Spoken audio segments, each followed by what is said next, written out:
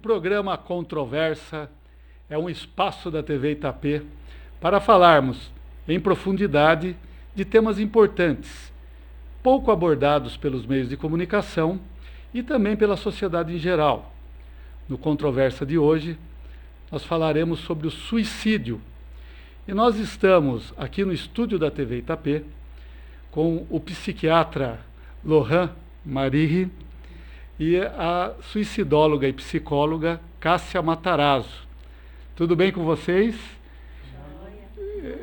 Eu queria que vocês mesmos se apresentassem, né? Falassem um pouquinho de vocês e do trabalho de vocês, começando pelo Dr. Lohan. Eu sou psiquiatra de formação, né? Me formei na Unicamp. Eu também tenho como graduação, sou médico da saúde da família. E atualmente eu estou atuando como médico da Prefeitura de Itapetininga. Eu tenho meu consultório particular e eu sou também docente da USCS de Itapetininga. Meu nome então é Cássia Matarazzo, eu sou psicóloga, me formei na Unesp de Bauru e em 2016 comecei meus estudos dentro da suicidologia. Primeiro, realizando um curso de capacitação com o Vitaleri, que é uma organização excelente que nós temos aqui no Brasil, pioneira na área de prevenção e pós-venção do suicídio, e atualmente finalizando o meu curso de extensão do IPES, que é um instituto lá do Rio de Janeiro, que trabalha com pesquisas e políticas públicas. Então, semana que vem, defendendo aí meu artigo. Também trabalho oficialmente no Tribunal de Justiça, né, como psicóloga do Judiciário, e atuo num grupo de pós-venção chamado Fundamente, aqui da nossa cidade. Também sou voluntária do projeto Falar é Bom, da Prefeitura aqui de Itapetininga, que atua nas escolas na área de prevenção do suicídio. Perfeito. Pegando esse gancho do Falar é Bom, que a Cássia está falando, Dr. Lohan, até vou pedir para você começar nosso bate-papo.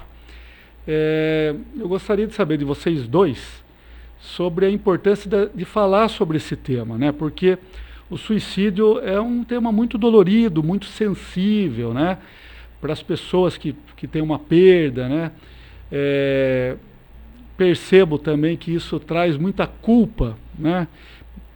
Para aquela pessoa que tem um parente, um familiar que cometeu um suicídio, né? Pela nossa cultura, né? A pessoa se sente também muito culpada de não ter conseguido fazer alguma coisa, né? E isso dificulta falar sobre um assunto tão importante e que precisa de muita prevenção, precisa ser muito falado para evitar, né, que outras pessoas possam cometer um suicídio e, inclusive, trazer essa infelicidade para a sua própria família. Dr. Lohan, o que você pode dizer sobre isso? Então, o suicídio, né, sempre foi tratado muito como um tabu, um assunto que não pode ser falado, um assunto que quem faz, às vezes, é muito mal visto pela sociedade, é muito ostracizado, né, acaba sendo muito mal falado, e isso acaba levando as pessoas a não quererem nem falar sobre a intenção, né? Às vezes está passando por um sofrimento muito grande, está passando por um desespero intenso, não está vendo mais saída, e aí esse pensamento começa a permear a cabeça dele, porque a gente sabe que a ideação suicida, ela não vem de uma hora para outra, né? Ela é normalmente um construto do pensamento, ela vem se desenvolvendo aos poucos, até o ponto que a pessoa acaba não encontrando mais saída e acha que é a única saída dele na vida é realmente tirar a própria vida, porque não tem mais sentido a vida, ou às vezes porque tá tudo muito difícil, a família não entende, as pessoas não entendem, e a pessoa acaba tendo muita dificuldade de expressar esse pedido de ajuda por essa vergonha, por esse tabu, né? Então, porque por medo de ser julgada como uma pessoa fraca, por medo de ser julgada pelas outras pessoas, ela acaba não falando e encapsulando muito esse sofrimento, né? Ao ponto que ela explode. E aí, quando essa explosão acontece, é o que a gente vê. São as tentativas, às vezes até as realizações, né? Que a pessoa acaba, às vezes não tem nem a intenção de realmente tirar a própria vida, às vezes queria aliviar um sofrimento e acaba, por acidente, tirando a própria vida, né? Então, é importante falar desse tema para realmente essas pessoas que estão passando por esse sofrimento entenderem que tem um ponto de ajuda, né? Tem como elas correrem atrás, tem como elas falarem com profissionais especializados que vão socorrer elas, né? Que vão tentar ajudar elas e tirar. Entender que sempre tem um caminho. Às vezes não é o caminho que a gente espera, mas tem um caminho para ser seguido. Perfeito. O que você pode dizer, Cássia? E até Nossa. aproveito emendando aí, ele falou uma coisa muito importante, que é a questão de que o suicídio não começa naquele momento que a pessoa cometeu o ato, né? Então ele vem de um estado de saúde mental, né, que pode estar há muitos anos, pode ter começado na infância, né? Então, Sim. além de você falar sobre tudo isso que o Dr. Lohan falou muito bem, eu gostaria que você também falasse sobre isso, como é que começa um processo que pode acabar no ato suicida. Sim. A questão do suicídio, né, voltando um pouquinho antes da sua pergunta, ela perpassa questões filosóficas, né, da existência humana, do sentido da vida, perpassa questões religiosas, né? A maioria das religiões, até há pouco, condenava e condena, né, a questão do suicídio, e muitas vezes não sabe lidar com o adoecimento das pessoas, existe um preconceito, né, com relação à medicalização, né, dessa doença, que às vezes é necessário, né, um tratamento, enfim. Então são questões sociais, né? Então o tabu com relação a essa questão do suicídio é gigante. Termos oportunidade de falarmos sobre esse assunto de uma forma responsável, de uma forma real, né, de uma forma esclarecedora, alivia muitas vezes, né, as dores das pessoas, porque a gente abre portas possíveis, alternativas, né, de saúde mental. Hoje a gente entende que o suicídio é um problema de saúde mental. Né, ele não é um problema de religião, ele não é um problema político, né, ele é um problema de saúde mental. Né? Então é necessário a gente germinar, né, na nossa sociedade que a saúde mental trabalha com prevenção. E se o suicídio é uma questão de saúde mental, a gente vai prevenir sim, tem como prevenir sim o suicídio. Assim como a gente tem doenças outras, dificuldades outras de saúde mental, que existe um trabalho de prevenção. Então aí a gente já começa a olhar de uma forma diferente para o ato suicida, né, para a situação daquele que sofre, né, do adoecimento mental. E aí, falando especificamente da sua pergunta, né, como que acontece esse caminho, também apoio, né, o que o Dr. Lohan falou, né, que existe um caminho até o ato suicida que muitas vezes a família não observa ou tem medo de entrar em contato, né, e se preocupa, mas tem medo de acessar, de perguntar, de falar, né, que se a gente fizer esse caminho de escuta ativa, de observação, de percepção de uma alteração de comportamento, a gente pode prevenir a questão do ato em si, né? Então, é um momento, muitas vezes, que a pessoa muda um comportamento na escola, isso se progride, fica mais isolada, troca o dia pela noite, não dorme bem como dormia, não se alimenta bem, começa a ter falas, e aí falas expressivas de sofrimento, aí a gente já precisa acender a luzinha vermelha, né? De que não está bem, né? Então, é um caminho que, se a gente voltar atrás, né, a gente vai conseguir alguns indicativos. Mas a nossa sociedade, ela tem essa dificuldade mesmo, porque a gente se acha muito sozinho nesse caminho, né? Então, a família se acha muito solitária. Nossa, meu filho não tá legal, ai, que medo, né? E aí se fecha muitas vezes. Não, então isso não é só que chamar atenção. Na verdade, é o grande medo de para onde encaminhar, o que fazer, né? Onde buscar. Então, por isso falamos de prevenção do suicídio, para que a gente consiga, nesse meio de campo, já propiciar uma ajuda, propiciar um diálogo, uma orientação, né? Percebo que, do Dr. Lohan, do que a Cássia falou, um ponto bem importante é as pessoas vivem muito num limite hoje, né? Então, falando do aspecto social, econômico, né?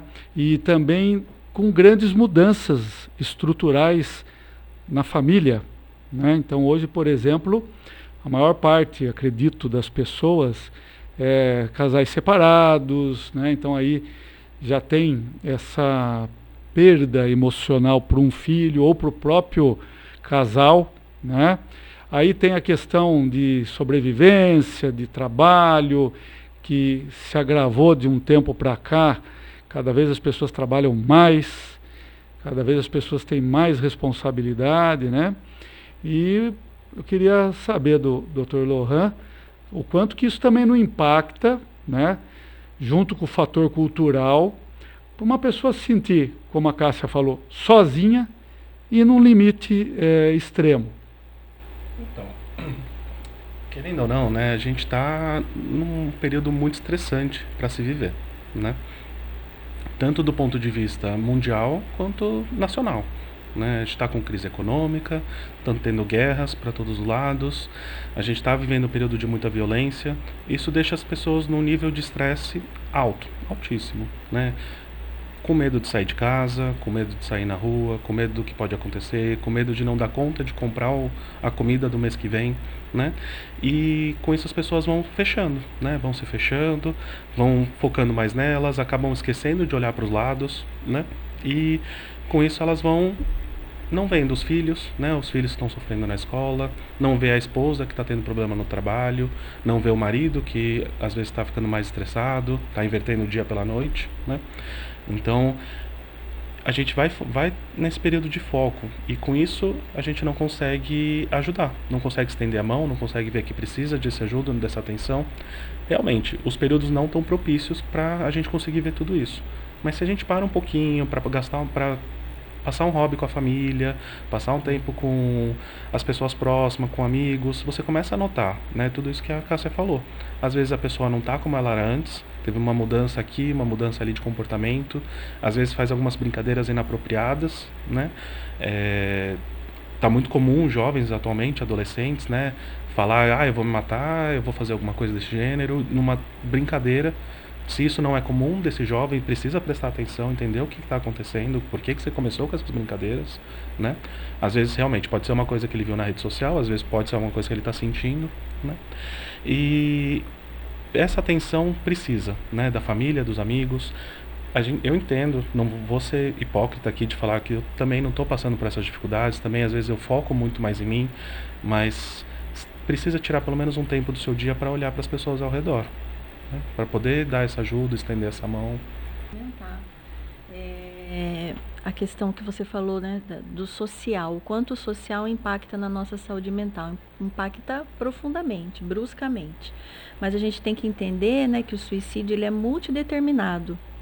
Então existem questões sociais, como você falou, da desigualdade financeira, né, da cultura, muito impregnadas na questão do nosso adoecimento mental, mas também existem questões orgânicas, questões que precisam, né, de um cuidado de saúde mental médico, psiquiátrico, né, tem questões muitas vezes de aprendizado familiar, de cultura familiar, intrafamiliar, né, do modo de se enxergar, né, as dificuldades, do modo de se encarar. Tem uma predisposição, né, hereditária, genética para depressão, né? Não quer dizer que todos aqueles que têm depressão têm ideação suicida, vão ter o ato suicida, mas existe um combinado aí, a questão dos transtornos mentais, a esquizofrenia, né, a bipolaridade. Então tem estudos que também da área específica, né, da medicina, da psiquiatria, da psicologia, que vão mostrar que é um combinado de fatores, né? Então não o suicídio não está só na família pobre, né? Não está só na família rica que tem transtorno mental, vamos dizer assim, né? Um combinado genético, mas são multifatores que a sociedade precisa cuidar. Por isso ele é muito complexo. A complexidade do suicídio é gigante, né? Porque tem todos esses fatores. E aí, por isso que uma pessoa, uma família, um ser sozinho, não vai conseguir prevenir suicídio do outro. E aí eu volto para aquele familiar que está enlutado, para aquele familiar que perdeu alguém por suicídio. Ele sozinho não ia conseguir realmente evitar, né? a sociedade, né, precisa acordar para esse fenômeno, porque é um fenômeno multideterminado, em rede. Então, o trabalho de prevenção ele é extremamente complexo por isso.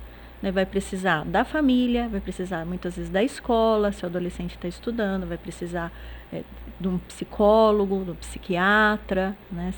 Se é um tratamento mais intensivo ou não, se a família consegue monitorar esse adolescente ou não, né? Porque cada família tem a sua necessidade, a sua dificuldade, né? Então, são particularidades que precisam desse olhar que é gigante. Então, se a gente deixar de falar disso, deixar de entender isso, a gente não consegue cuidar.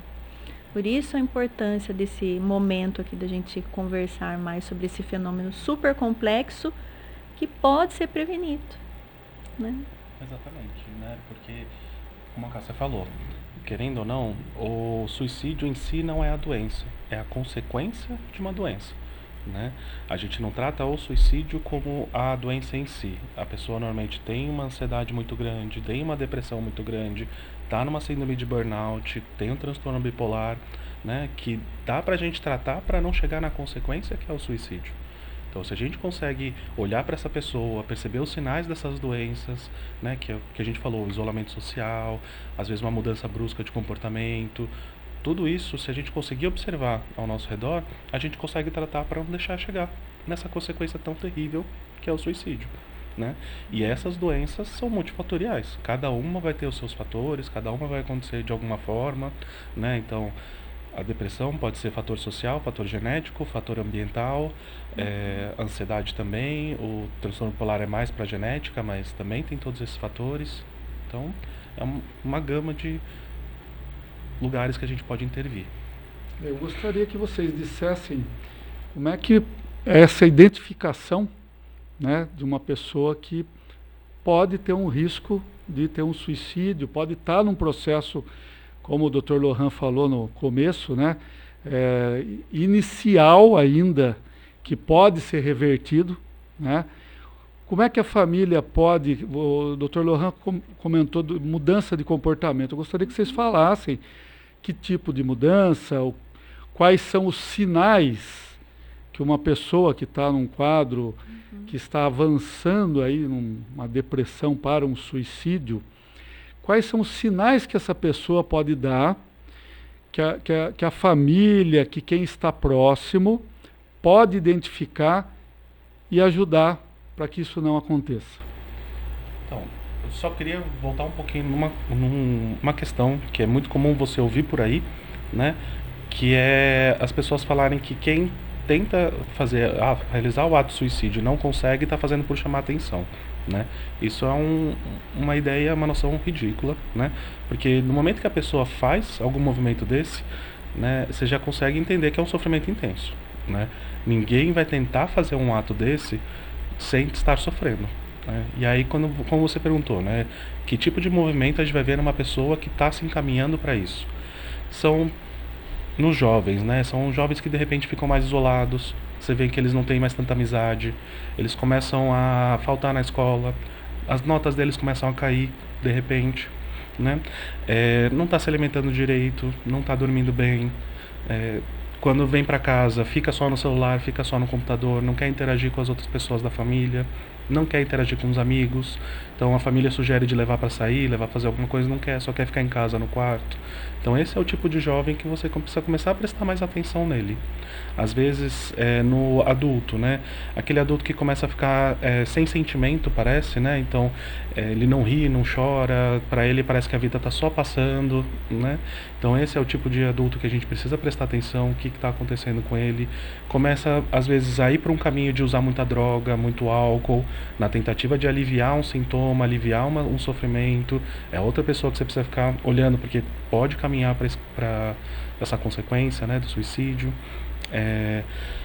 Ou até mesmo assim, pessoas que começam a chorar sem motivo, né? Tem aquelas pessoas que você está conversando, de repente ela desaba a chorar, você não entende por quê, o que está acontecendo. Um sintoma que é muito comum, que eu vejo muito no meu consultório, são pessoas que começam a ter crises de ansiedade, né? E aí não buscam ajuda e de repente essas crises estão insuportáveis. Então, a crise de ansiedade, né? Começa a ficar com falta de ar, sensação que vai morrer, vai no pronto-socorro, não tem nada, né? Até o médico do pronto-socorro acaba tratando essa pessoa mal, porque não tem nenhum sintoma físico, mas tem muito sintoma emocional. Então são todas as pessoas, alguns fatos que a gente pode prestar atenção, né? Você começar a notar isso nas pessoas próximas de você, tem que ficar de olho aberto. Muito importante essa fala. E eu confirmo na seguinte questão, né? A gente já sabe, por meio de pesquisas, que o primeiro grupo de risco, né, a primeira situação que a sociedade precisa cuidar é daquele que tentou o suicídio em alguma vez, né, em alguma situação. Então, a pessoa que cometeu o suicídio, ela antes fez um caminho. Muitas vezes a família, como eu disse, a sociedade não consegue enxergar. A maioria dá sinais, mas nem todas dão sinais, né? Mas a grande maioria dá sinais. E aí, se a pessoa tentou o suicídio, ela precisa de um cuidado absoluto, né? Porque aí é como se ela tivesse passado um murinho, né? Pulado um murinho ali perigoso. Então, a gente tem pesquisas que mostram, né, que num grupo de risco, né, um perfil de risco, aquele que tentou suicídio é o que está realmente muito vulnerável. E o que a gente também tem de pesquisa é dos relatos desse grupo. A grande maioria se sente muito mal de ter feito isso e queria tirar uma grande dor, queria tirar um grande sofrimento, mas não a vida, né? E a grande maioria diz, né, um arrependimento, diz um sofrimento. E aí isso precisa ser cuidado, né, dentro dos grupos, né, de apoio, dentro dos grupos terapêuticos, com o médico, enfim, na família, para que não se tenha aquele mito, né, de que isso foi uma covardia, né, isso você foi longe demais, você quer chamar a atenção, né, como disse o Dr. Lohan. A pessoa quer chamar atenção para uma dor que está extravasando, né? Que ela está extravasando e que ela entende que tirar a própria vida vai tirar essa dor. Então, são questões pertinentes mesmo para a gente levantar, né? O primeiro grupo de risco é aquele que tentou suicídio. E dentro desse grupo já existem estudos dizendo desse sofrimento, de tirar essa dor. Como que a nossa sociedade pode colaborar para tirar a dor das pessoas? Não é? Acho que é uma grande questão que a gente precisa levantar. Estatisticamente também, né, como a Cássia falou, normalmente a pessoa que tentou uma vez, as próximas vezes vão ser progressivamente piores, né? Normalmente não se repete a mesma tentativa, né, porque a pessoa viu que aquilo não tirou o sofrimento dela. Então ela tem a tendência de ir fazendo progressivamente pior. Esse é um dos motivos de ser um grupo de risco muito importante. Que a gente precisa ficar de olho e que a gente precisa ficar perto. Dentro dessa fala da Cássia, eu gostaria que vocês falassem um pouco desse contexto do sofrimento, né? Hoje a gente vive numa sociedade muito competitiva, muito solitária, onde as pessoas tem uma dificuldade, né, de se expressar, de colocar os sentimentos para fora, né? O Dr. Lohan citou a questão até de rede social, essas coisas, que também são uma forma de trazer uma infelicidade, porque tem uma falsa imagem ali de que todo mundo é muito feliz e aquela pessoa pode se sentir na sua autoestima baixa, né, por não achar que a sua vida não é boa, né? Eu queria que vocês falassem desse contexto social, né, o quanto que isso também não influencia uma atitude suicida. Então, a gente entende que principalmente as redes sociais, né, elas são gatilhos para as pessoas que estão em sofrimento psíquico. E por isso até existem muitas leis surgindo, né, de reorganização do que se pode e não se pode colocar dentro das redes sociais, né? Incitar ao ato suicida de alguém, né? Colocar meios, colocar formas de tirar a própria vida. Tudo isso está sendo já reorganizado, restringido, evitado. A gente espera que isso aconteça até com mais força, porque realmente, para quem está com sofrimento, muitas vezes as redes sociais são um gatilho muito grave, né, muito sério. E existem aí nas redes sociais mais profundas, né, grupos que incitam. Isso tudo está sendo buscado, como evitar, como organizar, né, em termos de legalização ou não, de punição, todo o nosso movimento dentro das redes sociais. Então, é sim uma questão muito séria. E dentro, né, da adolescência, isso fica muito mais forte, porque na adolescência a gente busca, né, os adolescentes buscam essa identificação com grupos, né, essa necessidade de aceitação nesses grupos, e aí o gatilho fica muito mais potente, porque aí existe uma questão de vínculos, de necessidade de se fazer muitos vínculos com aquele perfil faixa etário que eu convivo, né, estão nessa formação, né, de se deixar o lar dos pais para o mundo, né, e aí que mundo que está sendo ofertado, né, aí vem o peso das redes sociais, né, com tudo que a gente vê de negativo, mas a gente também quer trazer a informação de que nunca se falamos, né, nunca falamos tanto de saúde mental como agora, né, a gente viu que a pandemia teve esse movimento, né, de busca de saúde mental. As pessoas ficaram mais em casa, ficaram mais preocupadas com a questão de saúde mental, de doença, né, e tudo mais, e a gente observou que houve um boom, né, os consultórios estão lotados, as pessoas estão buscando alternativas, e as redes sociais também podem promover, né, alternativas positivas, de acesso positivo à saúde mental, de mudança de hábito, de aprendizado, de cursos. Então é uma fatia de dois pesos que a gente tem que cuidar, né? A questão do social, como você falou, pode sim ser um fator de risco, né? Pode sim ser um problema, né? Como também pode ser uma grande solução para apoiar as pessoas que estão nesse adoecimento, como fator de proteção, né, que a gente diz, né? Muito bem. E qual a melhor proteção, qual a melhor prevenção, pensando, né, como vocês estão falando, que é um problema mais amplo, né? É um problema que diz respeito a, como vocês falam, saúde mental, e diz respeito ao bem-estar da pessoa sentir que a vida dela é boa, que ela está fazendo algo que tem algum significado, né? Então gostaria que vocês falassem um pouco sobre essa prevenção, o que as pessoas devem buscar, tanto para si mesmo, como no caso de um familiar que tenha já essa pessoa mais fechada, essa pessoa que tem uma tendência ali a se deprimir, qual o tipo de ajuda, qual o tipo de atenção que a família pode dar, né? Gostaria que vocês falassem sobre isso. Então, primeiramente, a gente precisa sempre entender que ninguém vai ter a vida feliz 100%, né? Ninguém vai estar se sentindo completo 100% do tempo, né? A gente sempre tem nossos períodos de alto e baixo. O problema é quando esses períodos de baixo acabam durando tempo demais, ou acabam ficando muito intensos, né? E aí é nesse momento que a gente precisa começar a observar essas pessoas próximas de nós. Então, se a pessoa ficar triste por 2, 3 dias, tudo bem, faz parte da vida, todo mundo vai ficar triste por um tempo. Mas se isso se estende por 2 semanas, 1 mês, 2 meses, aí você precisa começar a ficar de olho nisso, né? Porque essa pessoa está sofrendo, né?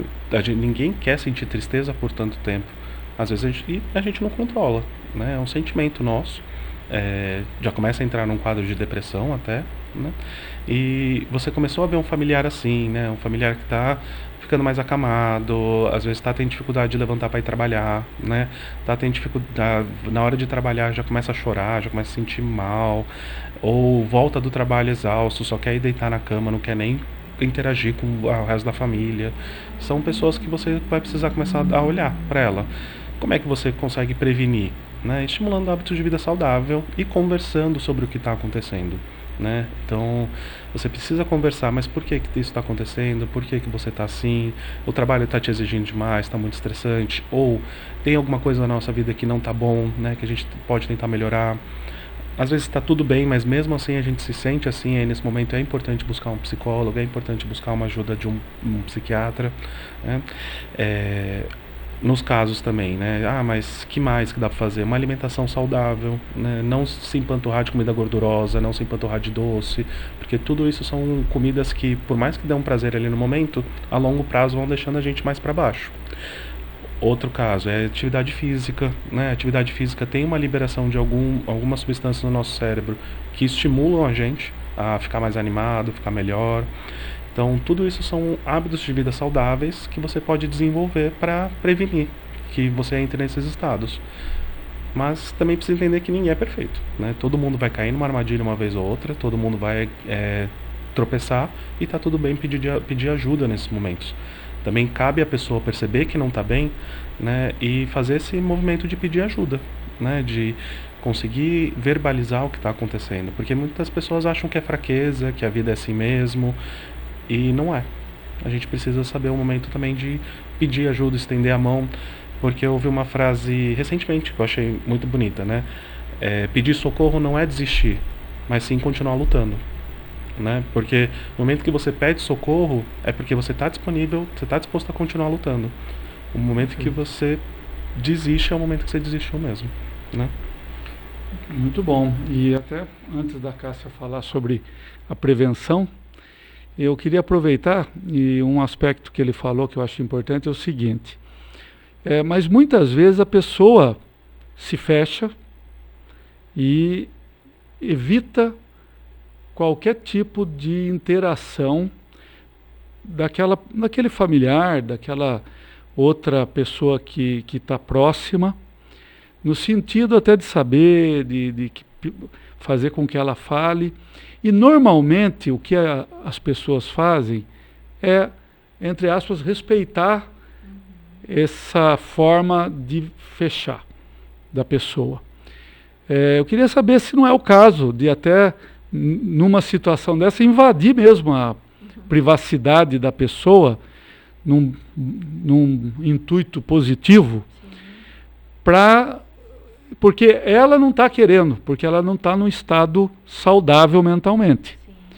Mas nesse caso, não tem que ir lá e interromper e tirar a pessoa que está trancada no quarto, levar para um passeio meio a contragosto. Será que isso não é também, a pessoa não vai se sentir amada por essa pessoa que invadiu? Será que também essa pessoa talvez esteja até esperando que alguém faça isso e demonstre que ela é importante? Porque as pessoas fazem o contrário. Sim. As pessoas acabam se afastando num pretenso respeito. Não, ela está sofrendo, deixa ela quieta lá, vamos respeitar. A pergunta é essa: será que não precisa invadir, não precisa ir lá pegar e levar a pessoa para sair do quarto, para fazer um passeio, comer uma coisa gostosa e talvez até sem falar nada, só fazer uma demonstração de que está preocupada com a pessoa? Olha, acho que o Dr. Lohan já viu muito familiar pegando o paciente meio à força, assim, né? Mas cada caso é um caso. O que eu observo, né, na área da prevenção é que todo carinho, toda atenção tem um bom resultado. Né? Você demonstrar que está preocupado, ligar, perguntar, né? Isso é muito importante para aquele que está num processo de adoecimento. Porque aquele que está pensando em tirar a própria vida, ele está se desligando de algumas questões. Né? Ele está se desligando, ele está muitas vezes não se dando o valor à própria vida. A gente diz num sentimento de desesperança. Né? Acho que para os adultos, para os adolescentes, desvinculando-se da vida. Então, você incentivar esse vínculo, você está fazendo uma atitude de prevenção. ó, estou preocupado com você, estou percebendo que você não está legal, conte comigo, no que eu posso ajudar, vamos fazer um passeio, mas vamos, né? Eu quero passar aqui na sua casa amanhã. Ah, se você não for sair, a gente come alguma coisa aqui, né? A gente faz um movimento contrário a essa desesperança. Porque a gente também sabe que na hora H, o que segura a gente são as amizades, é a família, são os vínculos, né? Vínculo é tudo. É um fator de proteção. É lógico que você pegar a pessoa que está lá no quarto para brigar, para xingar, para ridicularizar, para humilhar, não faz sentido, né? Aí você está, na verdade, mais prejudicando. Mas você tirar essa pessoa do quarto e falar, ó, conte comigo, me dá um abraço, a gente vai estar junto nessa, é um outro respirar. E aí entra também o trabalho do CVV, né, o Centro de Valorização da Vida, no qual eu fui voluntária há uns anos atrás, que ele faz esse trabalho de esvaziamento das dores emocionais. Como assim?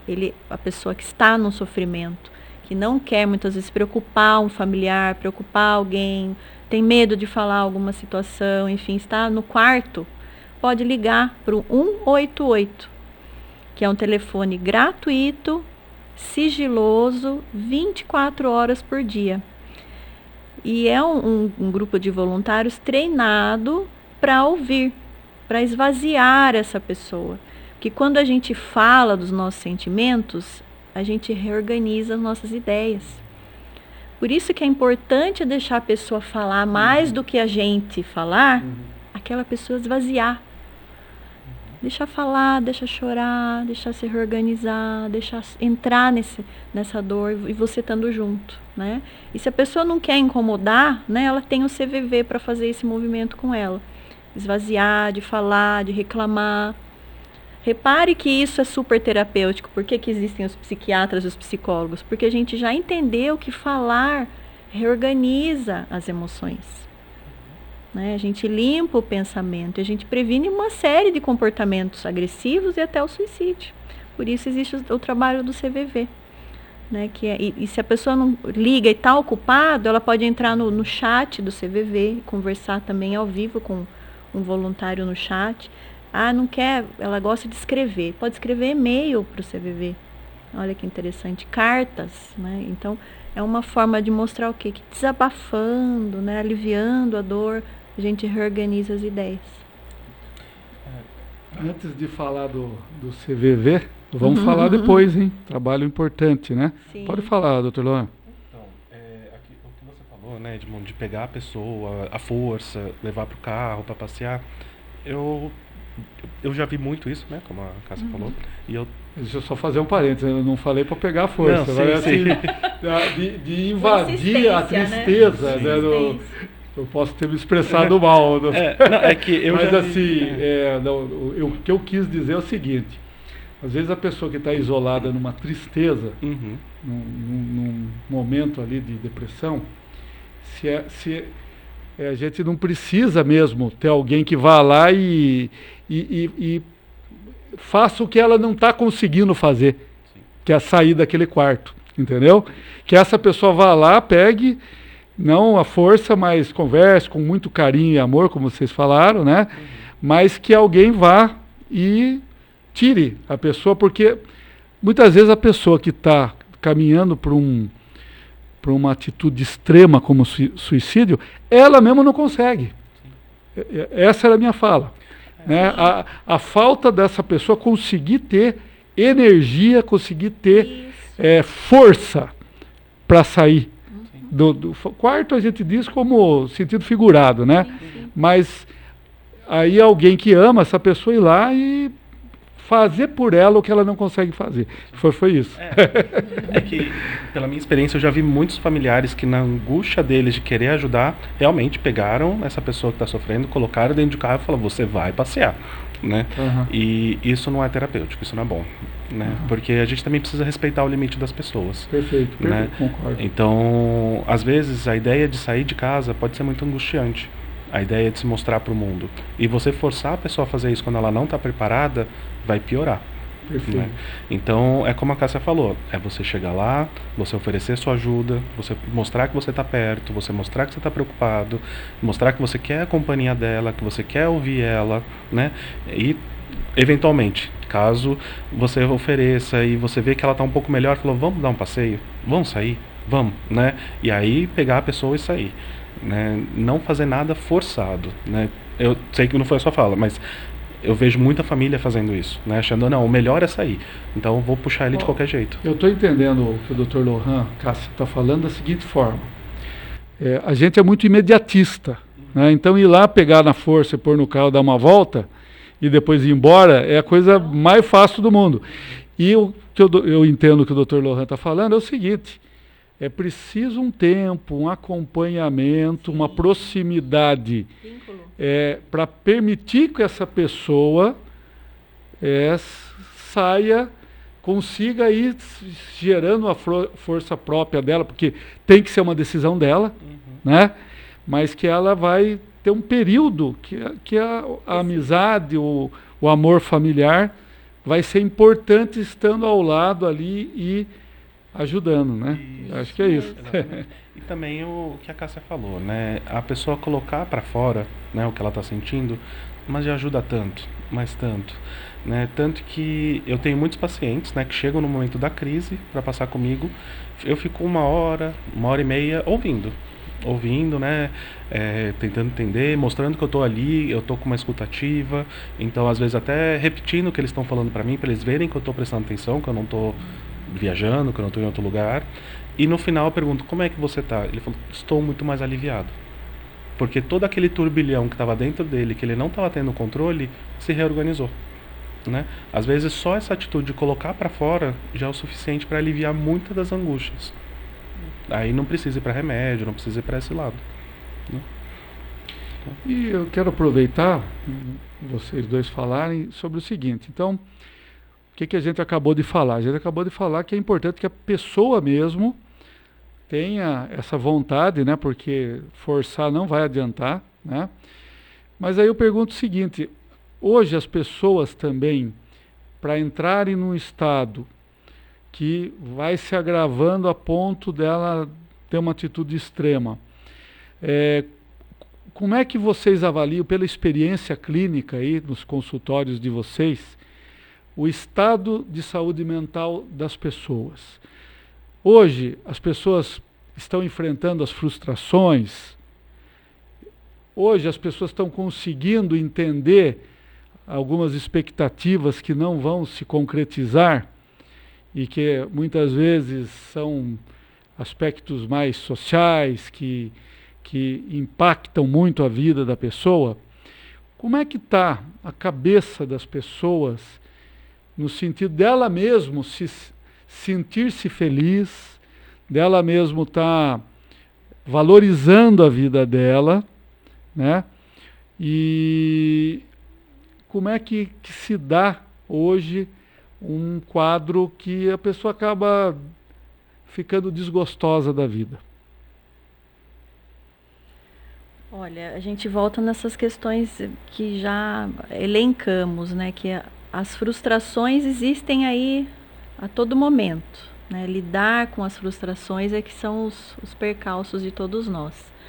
A nossa sociedade, desde do uso da tecnologia, a gente observa a força que está essa cultura, né, da felicidade, a cultura do embelezamento, né, e pouca cultura dessa necessidade, desse trabalho com a resistência à frustração, né, com o trabalho da tolerância.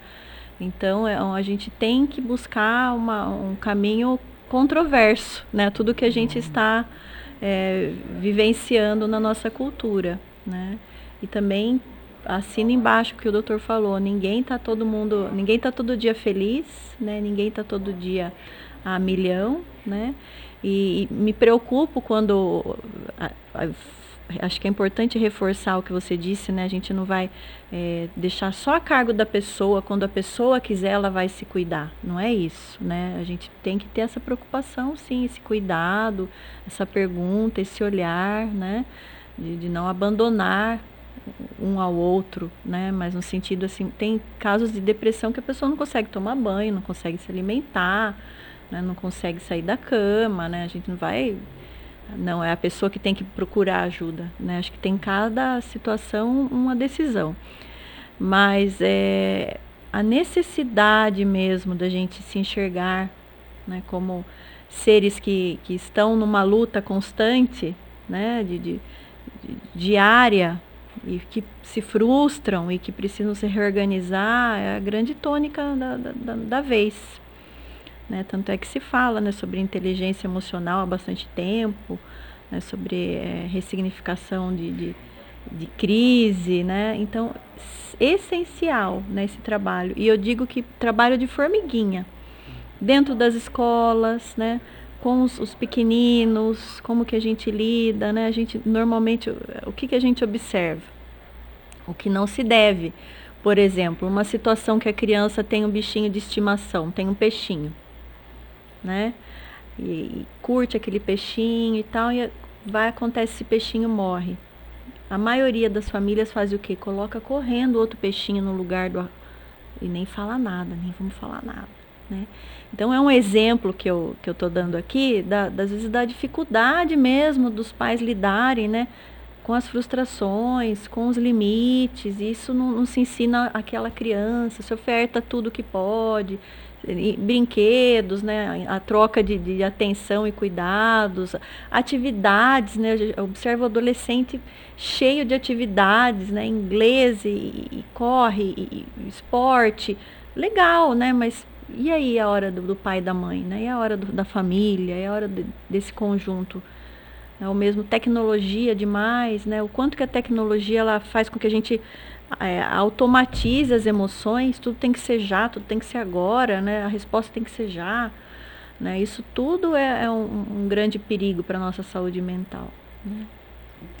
E juntando nisso tudo, né, a gente vê que os pais, né, muitos pais sofreram na infância, né, na década de 80, década de 90, e tentam não deixar os filhos sofrerem, né, não deixar os filhos. A gente sabe que está na bondade do coração, né, como a história do peixinho, a gente não quer que ele saiba que o peixinho morreu porque ele vai sofrer com isso. Mas tem que passar por isso, né, porque a vida não vai passar a mão na cabeça o tempo inteiro. Né? A gente vai falhar, né? É uma realidade, todo mundo falhou uma vez na vida, todo mundo errou uma vez na vida. E precisa aprender a lidar com isso. Só que o problema é que se você não aprende na infância, como a Cássia falou, a vida adulta vai ser bem mais difícil de ter esse aprendizado. E aí que entra muitas vezes desenvolvimento de doença mental, né? Porque tem a sensação de que está falhando, porque passou 18, 19, 20, 21 anos, nunca teve nenhum erro, agora de repente começou a errar com 22, 23, e esses erros vão acumulando, né? E a gente sabe que acontece, né? Ninguém, de novo, as pessoas que se tornaram milionárias, bilionárias, quantas vezes eles erraram antes de conseguir chegar nesse lugar, né? O certo não é acertar a primeira vez, mas sim continuar tentando até conseguir acertar, né? Uma das coisas que são faladas por essas pessoas. E você vê que o termo que a gente usa, né, muito, acho que o também é resiliência, né? E os mais jovens estão com pouca resiliência, né? Porque acabaram ficando muito protegidos. Não todos, claro, não vou generalizar, mas tem muitos deles que vêm, né, para a vida adulta sem essa resiliência. Então, qualquer frustração, qualquer dificuldade que eles acabam enfrentando já é o suficiente para o mundo deles desmoronar, né? E, de novo, não dá para culpabilizar eles, não dá para culpabilizar os pais, porque a gente sabe que foi tudo nas melhores intenções. Mas eles precisam fazer um trabalho de formiguinha para começar a desenvolver essa resiliência, esse entendimento de que a vida vai dar esses baques na cabeça. E aí, como é que a gente vê isso no Brasil, né? No Brasil, em 2023, a gente conseguiu ser o país mais ansioso do mundo. A gente bateu esse recorde, né? E por quê? Por causa das dificuldades financeiras, por causa desse problema de frustração. Você vê que a maioria das doenças ansiosas está na população mais jovem, né? Então, você vê que é isso, é muito essa dificuldade, né, de lidar com as falhas da vida, que tem. Sempre vai ter, sempre vai ter que lidar com elas. Isso é um problema cultural, né? Sim. E acho que vocês falaram uma coisa importante, é o seguinte, de uma forma geral, existe uma dificuldade das pessoas reconhecerem esse momento negativo de sofrimento que todo mundo, como o Dr. Lohan falou, vai ter na vida, né? A vida, ela tem de tudo, né? E tem sofrimento, tem coisas, decepções, tem coisas que a gente não consegue, e no entanto não é o que a cultura, a mídia, a sociedade coloca, né? Então, a pessoa muitas vezes ela é impulsionada a ser perfeita, linda, rica, e sendo que não é possível fazer tudo isso, né? E aí tem o envelhecimento, né? Tem a questão também dos papéis, né? Que a sociedade está numa mudança profunda, né? O Dr. Lohan falou dos vínculos, não, a Cássia falou dos vínculos, né? Até queria pedir para o Dr. Lohan falar sobre isso. Então, os vínculos estão se desfazendo, né? Aquela estrutura familiar mudou completamente, mas na cabeça da maioria das pessoas continua os papéis de pai, de mãe, de filho, de uma forma que já mudou. Então, eu queria que vocês falassem um pouco do impacto disso, né? Dessa mudança de papéis, daqui a pouco daquela mãe que virou agora a provedora da família, com responsabilidade sobre todos os filhos, e econômica, e daí também tem a parte sentimental dela, que ela nem vai conseguir exercer, né? E que isso também joga para um quadro de adoecimento de saúde mental, e daí também tem os filhos todos que estão acompanhando isso, só como exemplo, né? Sim. Porque falei de uma mãe, né, que hoje está acontecendo muito, né, que são as provedoras da família, que não tinha antes, né? Porque daí elas trabalham fora, daí arrumam a casa, cuidam dos filhos também, tem responsabilidade, e outros casos, né, também na mudança do perfil do homem também, nesse papel familiar, social. Queria que o Dr. Lohan falasse sobre isso. Então, a gente precisa considerar que essa mudança já vem há bastante tempo, a gente que estava fechando o olho para ela, né? Desde a Segunda Guerra Mundial, que já começou a fortalecer o papel das mulheres na sociedade, como trabalhadoras, como não mais donas de casa, né? Que é aquela mulher clássica que todo mundo já viu uma imagem, pelo menos, do We Can Do It, né? Que é uma mulher com uma faixa vermelha, né? E mostrando o braço. Então, já a partir dali, a gente já viu que as mulheres iam tomar um papel cada vez mais importante na sociedade. E que a gente ia ter que se adaptar, os homens têm que se adaptar, né? Porque elas também merecem o lugar que elas querem, também elas têm que estar ali, têm que estar realizadas profissionalmente, né? Então, eu dou o exemplo da minha esposa, né? Que ela é apaixonada pelo trabalho dela, né? Isso quer dizer o quê? Que em casa a gente vai dividir as tarefas, né? Eu vou lavar a louça um dia, ela faz uma outra coisa, ela lava as roupas, a gente vai variando. Então, os papéis de casa realmente tem que ter essa mudança e tem que ter essa adaptação. Não existe mais o papel de o homem chega em casa, coloca os pés para cima e vai beber uma cerveja. Não tem mais como ser assim, né? Por quê? Porque senão a gente está fazendo a mulher entrar em burnout. Porque ela tem que trabalhar o trabalho dela, chegar em casa e fazer um segundo trabalho, que é de dona de casa, e depois o terceiro trabalho de cuidar dos filhos, e ela não sobra tempo nenhum para ela. Então, os dois saem para trabalhar juntos e chegam em casa e fazem tudo juntos. Tanto a divisão das tarefas de casa, quanto as divisões do cuidar dos filhos, né? Tem algumas coisas que são específicas das mulheres, tem algumas coisas que são específicas dos homens, né? Então, o homem dificilmente vai conseguir pegar o papel de amamentar, né? A mulher vai precisar, às vezes, que o homem ajude em algumas tarefas da casa que existem mais força física, né? Então, tem essa divisão, mas os dois precisam ajudar e já é uma mudança que já vem há muito tempo, né?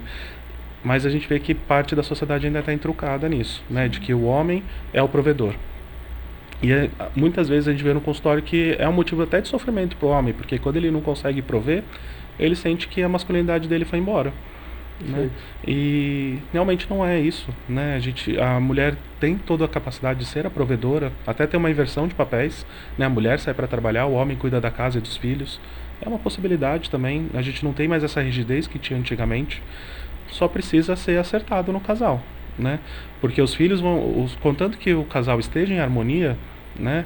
Isso vai ser perfeito para os filhos. Os filhos vão entender que uma família pode funcionar desse jeito, tanto quanto pode funcionar no como era antes, tanto quanto pode funcionar em famílias alternativas que a gente está vendo atualmente, né? Só precisa estar tudo acordado, né? E os vínculos? Como é que está a questão? Posso só perguntar, concluir aí com o doutor? Essa questão do gênero, né? O quanto que isso também impacta na saúde mental e também na questão do suicídio. A gente observa, né, o perfil do Brasil, a maioria dos suicídios são de homens, né? E o quanto que a gente precisa realmente levantar essa questão da mudança de papel dentro do casamento, da sociedade, com a entrada da mulher no mercado de trabalho, né? E também questões de saúde do próprio homem, que na sociedade brasileira não busca atendimento psicológico, não vai ao médico, né? Ah, isso é mimimi. Ah, não, homem não chora, né? Homem não pode extravasar, não pode chorar, não pode reclamar. Isso é coisa de mulher, isso é coisa de marica. Então ainda se tem essas questões que acabam dificultando o próprio acesso desse homem num tratamento, num apoio, num grupo de autoajuda, enfim, onde ele poderia estar melhor. E aí a gente vê também, em contrapartida, o quê? O aumento do número de violência, né? O feminicídio, porque aí não tratando essas questões da masculinidade, de gênero, do que ele é capaz, não é capaz, do que ele perdeu, né? Do que ele pode, ele acaba muitas vezes entrando numa questão de uso de drogas, bebida, jogando essa agressividade para fora, e aí quem está do lado é a mulher, né? Então, quanto que é necessária essa discussão, né, da figura do homem na sociedade, as mudanças, e isso dentro de um posto de saúde, né? Não só ouvindo, vendo um programa, mas no cotidiano, né? A nossa sociedade organizar esses espaços de fala desse homem que está em sofrimento, né? E ele está lá entre o que mais se suicida, né? E a mulher é que mais tenta o suicídio, que mais faz automutilação, né? Então são questões que mostram um iceberg todo ali para a gente cuidar, né? O quanto que essas questões de gênero, um aumento do número de casos dentre o LGBTQIA+, também muito grande, né? A gente vê principalmente entre os trans, né, a questão do suicídio impactando muito os dados, quanto a nossa sociedade tem preconceito, né, com as pessoas que não se identificam com as mesmas questões que a maioria faz, né, enquanto que isso também dá um adoecimento mental, também pode ser um gatilho aí grave para um transtorno mental, para uma ideação suicida. Então, essas questões de gênero, elas perpassam, né, toda a esfera de saúde mental e a questão do suicídio. E tem países, por exemplo, na China, que a maioria dos índices é de mulheres. As mulheres se suicidam mais na China, né, por conta da cultura, né, que são mulheres muito massacradas pela cultura. Elas já nascem sabendo com quem elas vão casar, elas já nascem com quem elas não têm papel de voz, escolha. Então, também vai impactar na questão do suicídio chinês.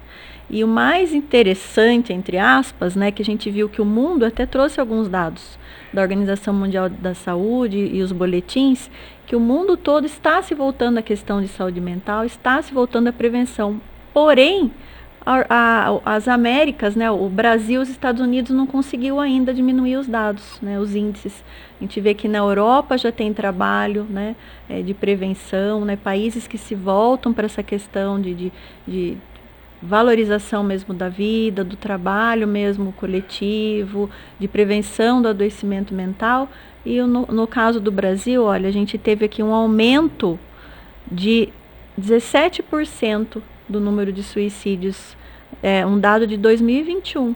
Né? Então, um aumento de 17% do número de suicídios, enquanto que no mundo uma diminuição de 36%. Né? Então, é um dado alarmante mesmo, né? O quanto que a gente precisa realmente organizar espaços de apoio emocional, espaços de vínculos, né? De formação de vínculos entre as pessoas, de fatores de proteção, entendermos o que está acontecendo nas culturas, né? Regionalizar as pesquisas, né? O que é feito de pesquisa em Itapetininga precisa ser feito de pesquisa no Brasil todo, mas o que é feito de prevenção lá no Nordeste não dá para ser feito aqui em Itapetininga, né? Porque a gente tem um fator cultural, né? O que a sociedade pode fazer de prevenção, regionalizando as questões. O porquê que Itapetininga tem um alto índice? Por que o estado de São Paulo tem um alto índice? Né? Então precisa de pesquisa, precisa de política pública, né? Precisa desse acordar para esse movimento de prevenção mesmo, né? E voltando na pergunta dos vínculos, né? Que realmente, devido a essa correria, né, até dos dois pais terem estar saindo para trabalhar, acaba afetando um pouco o vínculo da família, né? Acaba o vínculo pai-filho, mãe-filho, acaba ficando um pouco prejudicado, né? Porque realmente não é aquele momento intenso, ou os pais chegam cansados do trabalho, tem que fazer mais a tarefa de casa, né? Então acaba desgastando um pouco, mas precisa ter um esforço também da família de ficar junto, né? De ter um momento deles juntos, ter um momento no dia para, às vezes até para sentar, jantar junto, para ter uma conversa, às vezes sem uma televisão, né? O quanto que a televisão está na nossa vida, né? Então, se você tiver com a televisão, não vai ter conversa, né? Um tempo para o pai perguntar para o filho, para a filha, e aí, como é que foi a escola, né? O que aconteceu, como é que está sendo os estudos. O filho perguntar para o pai, e aí, pai, como é que foi o trabalho, você está bem, como é que você está se sentindo, né? Para ter essa troca. Então, os vínculos tão fragilizados estão pelo cansaço, pelo estresse, por toda essa correria que está tendo hoje em dia. Mas a gente precisa ter um tempo do nosso dia para passar com a família. Um tempo sem celular, sem televisão, sem eletrônicos, né? Então, queria vocês falaram sobre Itapetininga, né? Queria saber da experiência de vocês, que vocês podem dizer sobre suicídio em Itapetininga, e queria aproveitar também para falar um pouquinho mais, a Cássia, o Dr. Lohan falou de automutilação, né? Então é uma coisa que bem importante de falar, da gente entender melhor, se vocês puderem falar desse tema. Às vezes eu uso cutting em vez de automutilação, tá? Então se eu tiver falar cutting sem querer, é automutilação, tá? Na questão da automutilação, ela tem vários motivos para acontecer, tá? Não necessariamente a pessoa tem a ideação de morrer no final de um ato de cutting. O ato de cutting em si, o ato de automutilar, tem vários significados. Às vezes podem ser significados eróticos, né? Em algumas linhas, alguns fetiches. Mas o que a gente vê muito atualmente são os significados, a tentativa de aliviar o sofrimento. E aí fica confuso, né? Mas a pessoa vai se cortar para aliviar o sofrimento, né? Mas a verdade é que o sofrimento emocional é muito difícil da pessoa manejar sozinha. E quando ela faz o corte, né, algumas pessoas sentem um alívio dessa dor emocional. E está sendo muito divulgado isso na internet, nas redes sociais. Então um adolescente fala para outro, né? Recentemente eu tive até uma surpresa quando eu vi que uma paciente minha, adolescente, falava que tinha um grupo que elas ficavam comparando os cortes, né? Porque é isso, porque elas acabavam fazendo o corte numa tentativa de entrar, né, no grupo, se reconhecer com esse grupo, que todo mundo se cortava, e ao mesmo tempo, provavelmente a pessoa que começou tudo isso, né, começou esses cortes, fazia para aliviar uma dor emocional. Porque tem uma explicação fisiológica para tudo isso, né? Uma explicação do porquê que o corte alivia a dor emocional. Não sei se eu entrar muito, vai ficar muito técnico, né? Mas existe uma explicação, mas a ideia, não sei a experiência da Cássia, mas 90% das pessoas que vêm com automutilação evoluem para tentativa de suicídio. Mas inicialmente é essa tentativa de aliviar o sofrimento, né? Aliviar essa dor emocional. E aí depois, quando vê que não funciona mais porque eventualmente a dor vai ficando maior, esse método para de funcionar, e aí que começa a ter as ideações suicidas, né? De que realmente não tem mais saída. Então a automutilação vem muito disso. Exatamente. A gente tem a automutilação com ideação suicida e a automutilação sem ideação suicida. De qualquer uma das situações é necessário ajuda profissional, e tentando ser menos técnica, mas é como se a pessoa tivesse um alívio, como se ela fizesse até uma atividade física, né? Um alívio orgânico mesmo. Sabe aquela sensação de estafa de uma atividade física? Isso é promovido muitas vezes na automutilação de uma forma muito brutal. E coloca a pessoa em risco, né? Enfim, realmente é necessário um trabalho com um médico, porque gera um vício, né? Gera uma insistência naquele comportamento que a pessoa não quer, né? No fundo, ela acaba entrando nessa dependência, né? Para se aliviar da dor. Queria também fazer uma pergunta sobre uma pessoa que está num estado desse, ela está num vazio, né? Existencial, assim, alguma coisa. Eu queria saber sobre, hoje, falta de um propósito, falta às vezes de uma pessoa acreditar em alguma coisa, seja numa religião, seja numa ideologia, ou numa busca de algo talvez até pessoal. Qual o impacto disso num processo desse que pode desencadear no suicídio? Existe alguma associação ou isso não tem nenhum sentido? A gente volta lá naquela questão que o suicídio tem a ver, né? Ele perpassa questões religiosas, né? E só que o suicídio não é uma questão de falta, né, de Deus, de falta de religião, de falta de um sentido só, né? Até a gente já tem pesquisas com suicídios de padres, de pastores, né? E isso realmente a gente nota na nossa sociedade. Você ter, né, um sentido de vida, você ter uma missão, né? Você ter fazer um trabalho social, né? Você buscar encontrar com pessoas que você possa ofertar algo do seu tempo, algo da habilidade. É lógico que isso é um fator de proteção, né? É lógico que isso vai prevenir o adoecimento das pessoas, mas não é só isso, né? A gente entende que é um conjunto. Tem muitas pessoas que fazem muitos trabalhos sociais, que tem uma questão religiosa muito forte, e tem né, questões de adoecimento mental, que tem ideação suicida. A gente não pode usar dessa pressão. Não, é falta de alguma coisa, Perfeito. É falta de Deus, é falta de um trabalho. Tá vendo? Faltava fazer isso. Né? Não existe essa correlação assim imediata, né? Sobre Itapetininga a gente ia falar, né? No fim, fugimos do assunto, que tem tantos aspectos, né? Importante. Sim. Mas eu queria saber da experiência de vocês aqui em Itapetininga. O que vocês podem dizer especificamente sobre o suicídio mesmo, né? Do que vocês, como profissionais dessa área, têm contato e o que está acontecendo hoje na cidade? Qual que é a impressão que vocês têm? Só para complementar uma coisinha da fala da Cássia, só, é que na questão de falta de Deus, né, a gente vê que o não ter propósito na vida, não do ponto de vista religioso, né, mas o não ter um significado, não ter um objetivo, entra como um fator de risco, né? O que isso quer dizer? Quer dizer que existem vários fatores que vão se adicionando para a pessoa poder fazer alguma coisa no futuro. Esse é um dos milhares de fatores que podem adicionar aí. Falando de Itapetininga, né? Como eu falei, eu sou novo aqui na cidade, né? Estou há 1 ano aqui e eu levei um susto, né? Quando eu vim para cá, porque realmente o índice de suicídio é muito mais alto do que as outras cidades que eu morei.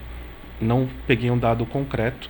O último dado que eu achei é de 94, né? Que eu vi uma notícia de jornal quando eu fui pesquisar, né? Até porque eu estava pensando em começar um trabalho. Eu vi ali, desculpa ter espiado, mas eu vi ali que já tem um trabalho sendo feito. Mas o último dado foi de 94, que Itapetininga estava 4 vezes maior do que o índice esperado pela OMS, né, a Organização Mundial de Saúde, para o índice de suicídio. Então, 4 vezes maior é um índice muito mais alto do que o esperado. E desde que eu estou aqui, né, desde que eu estou morando, eu recebo, por ser da área de saúde mental, eu acabo recebendo muita notificação do que está acontecendo, eu acabo vendo muito tentativas, muitas concretizações. Teve um tempo que eu era o suporte da Unimed no pronto atendimento deles e enquanto eu estava nesse trabalho, eu recebia muita notificação de tentativas. É, então, realmente, a cidade tem um nível muito mais alto do que o esperado para uma cidade do interior. Até que, curiosamente, eu lembrei agora, ontem eu estava conversando sobre isso com um outro profissional, e ele falou, mas a cidade do interior é mais tranquila, não é para acontecer isso. E a gente sabe que, culturalmente, tem vários motivos, né, para isso acontecer. Como a Cássia falou anteriormente, uma tentativa de suicídio prévio já é um fator de risco para a pessoa tentar. Mas o fato de você vivenciar alguém da família ou um amigo próximo também acaba deixando você mais em risco de fazer alguma coisa. Às vezes porque você vivenciou, às vezes porque você está num sofrimento intenso, às vezes porque quebrou um pouco daquela barreira que a gente tem, como ela falou, né? Pulou aquela cerquinha ao ver o outro fazendo. Então, e por ser uma cidade pequena, a notícia corre muito rápido. Então, só de você ter alguém próximo de você que você viu o que aconteceu, acaba deixando você um pouco mais fragilizado nessa situação. Então, em Itapetininga a gente vê muito alto, tanto que está tendo um movimento do SAMU, né, de ajudar as equipes de saúde mental do município a lidar com esses pacientes, né, que precisam dessa ajuda. Então, ter uma comunicação do hospital com os CAPs, né, que são Centros de Atenção Psicossocial, para ter uma busca ativa do CAPs atrás dessas pessoas que fizeram alguma coisa. Então, está tendo um movimento da gente tentar prevenir com mais eficiência tudo isso, né?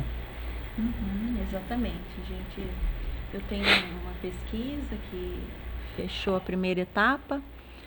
Desde 2016 eu trabalho com prevenção nas escolas, né, conversando com a comunidade. E essa ideia, né, o Itapetininga tem alto índice de suicídio, ficou muito aparente nas conversas que eu tinha desde 2016 entre as escolas e dando palestras. E aí também entrei em contato com essa pesquisa de 94, feita pelo pessoal da FKB. Fui até a biblioteca da FKB, não consegui acessar, mas conversei com pessoas que participaram da pesquisa, e a pesquisa foi uma pesquisa pioneira, feita com dados da Delegacia de Polícia na época. Na época não se tinha um DataSUS, não se tinha uma obrigatoriedade da vigilância epidemiológica passar os dados para o DataSUS, mas com os dados que se tinha, já observou que Itapetininga realmente tinha alto índice.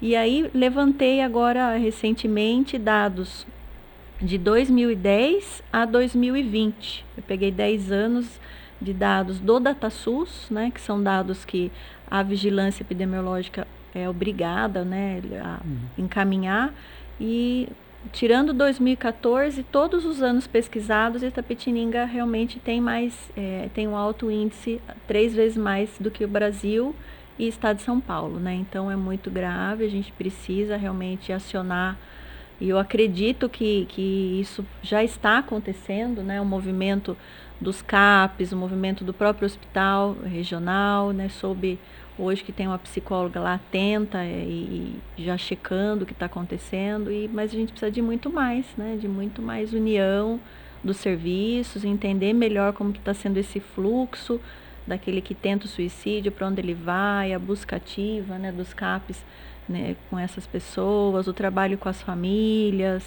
e um trabalho um pouco de investigação, de indagação, né, dessas pessoas, de quais seriam esses fatores, né, o que está determinando na cidade para esse tipo de comportamento, né, o que o município podia fazer de valorização do Itapetiningano, né, da terra das escolas, né, o que a gente tem de melhor. Acho que faz, de repente, até um trabalho com as mídias também, né, de dar um sentido mais feliz para a nossa cidade, buscar, né, alternativas nesse sentido de cultura, de mudança de cultura, né?